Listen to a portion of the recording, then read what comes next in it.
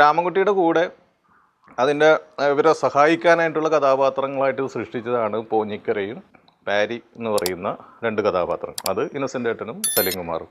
അപ്പോൾ പോഞ്ഞിക്കര എന്ന് പറയുന്ന കഥാപാത്രം ഞാൻ നാട്ടിൻപുറങ്ങളിൽ കണ്ടിട്ടുള്ള ആളാണ്. കുറച്ച് നാൾ ജിമ്മിൽ പോയിട്ട് താൻ ഒരു മിസ്റ്റർ കേരളയാണ് എന്ന് തോന്നുന്ന രീതിയിൽ എപ്പോഴും മസിൽ വന്നിട്ടുണ്ടോ എന്ന് നോക്കുന്ന നമ്മുടെ സുഹൃത്തുക്കളിൽ തന്നെ പലരും ഒരു മാസം ജിമ്മിൽ പോയി കഴിഞ്ഞാൽ അപ്പോൾ നോക്കിക്കൊണ്ടിരിക്കും മസിൽ വന്നു. അപ്പോൾ അങ്ങനെ ഒരു ക്യാരക്ടറൈസേഷൻ ആക്കാം എന്ന് ഒരു ധാരണ എനിക്കുണ്ടായിരുന്നു. അങ്ങനെയാണ് പോഞ്ഞിക്കര, മിസ്റ്റർ പോഞ്ഞിക്കര എന്ന കഥാപാത്രത്തെ സൃഷ്ടിക്കുന്നത്.